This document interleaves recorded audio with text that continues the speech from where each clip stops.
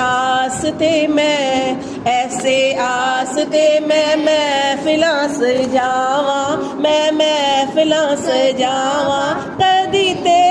सरकार आणगे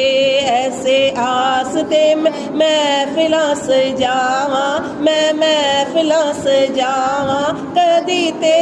सरकार आणगे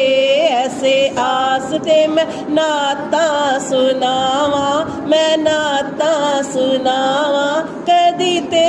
सरकार आणगे तेरी रावां विच पलकां विछावां कदी ते सरकार आणगे कदी गाजी कदी शाहे सुकलैन दा पाक ज़हरा ते हसन हुसैन दा